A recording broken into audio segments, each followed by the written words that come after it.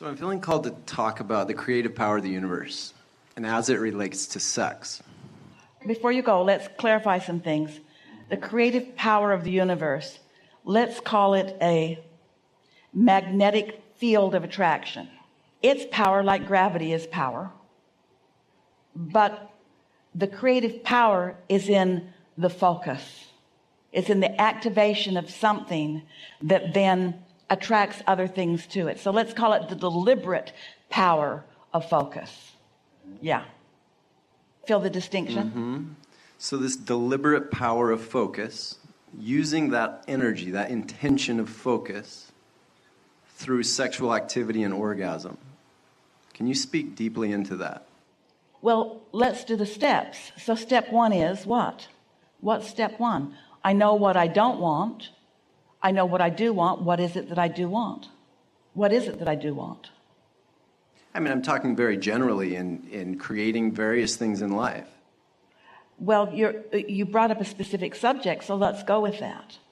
What is it that you do want in this sexual experience? What is it that you do want? I mean, I would say it varies day to day and experientially. But you're creating in the now, and so you can't be all over the place because that's not focus. That's dispersed energy. So focus. What is it that you're looking for? Harmony, cooperation, consideration, appreciation. Feel all those marbles going in and how they all collaborate and match.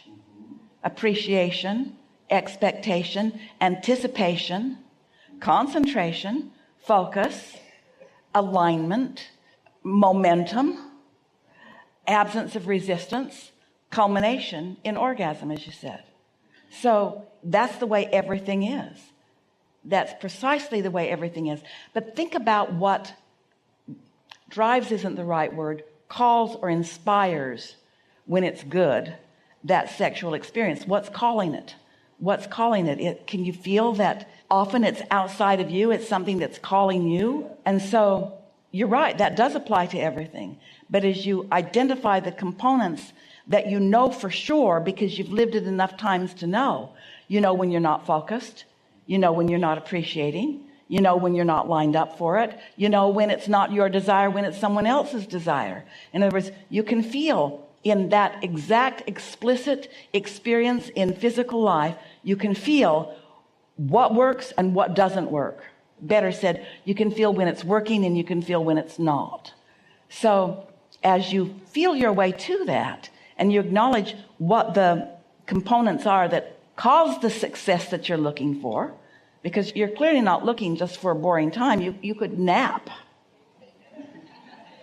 You're looking for a culmination. This is what we've been talking about. This is the perfect question at the perfect time in this seminar because it's what we're talking about. It's about starting with the general sense of things, getting into alignment with it, and staying so focused in the direction of what you're looking for that the momentum builds and builds until it explodes into something wonderful.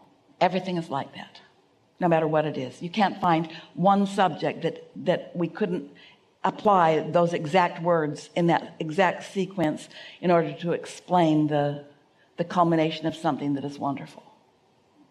The best example that we've had of that today was our friend who was describing leaving the theater on the break and then just being called to that and that and that. And couldn't you feel the building orgasmic quality of that? And then this happened and then I felt this and then this happened and then I felt this and then this happened and I felt that. Couldn't you feel the orgasmic quality of that conversation? Yeah. Is that what you're looking for? I was hoping for a little bit more depth. Well, from our perspective, the deepest is when you're in alignment with your inner being. There's nothing deeper than that because your inner being has been with you from the beginning of that which is you right up until the very last thing that you ask for. And so you just, when you are in concert or in alignment with your inner being, deeper meaning more words. You see, that's where humans go wrong. More words distract. That's what we were talking about with our friend. More words distract from the intensity of the awareness of the energy in movement, in motion.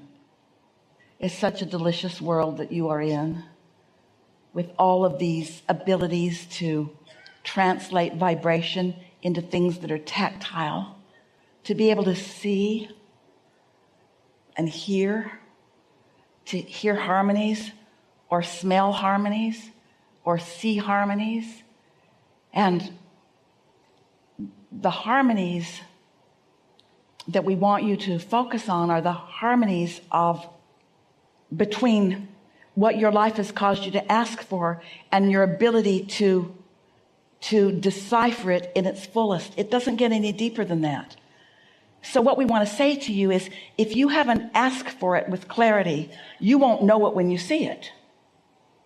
If you relax and allow life to help you feel the intensity of your desire, and then you focus yourself into frequent orgasms, recognizing that you're there and that you're there and that you're there, it just gets more and more and more. And your capacity to perceive is what the depth is that you're talking about.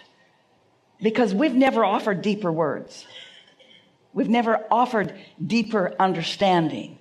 But your capacity to understand it is this moment and this moment and this moment and this moment and this moment.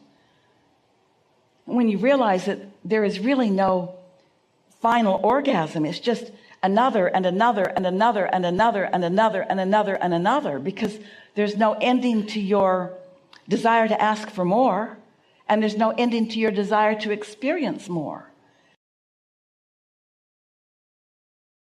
In the early days, we called this the science of deliberate creation, because we wanted you to be deliberate and specific about what you want to create.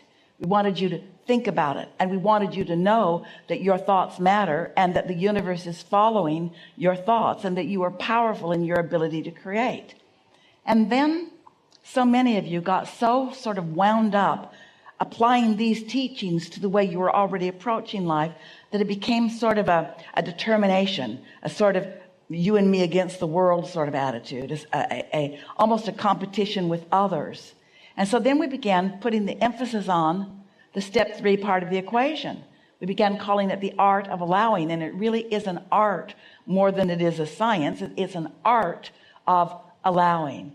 And now what we're saying to you, because it feels unfulfilling to you to whatever will be, and it's hard for you to connect with what you've already put into your vortex. But now, as you combine all of this, as you combine your understanding that you launched the rockets and that you put all of the ingredients in that vortex, and that the law of attraction has gathered all of the cooperative components. And here's the part we really want you to hear. Here is the part we really want you to hear. The vortex, as it has combined, as it is gathered, is not recognizable to you because you put it in one insult at a time. I prefer that instead. One worry at a time. I prefer that instead. In other words, the ingredients that you put in no longer look like the ingredients that you put in, because the law of attraction has gathered the cooperative components and has mixed up for you something that combines everything that you care about, not just the painting, but the way to market it, and so forth.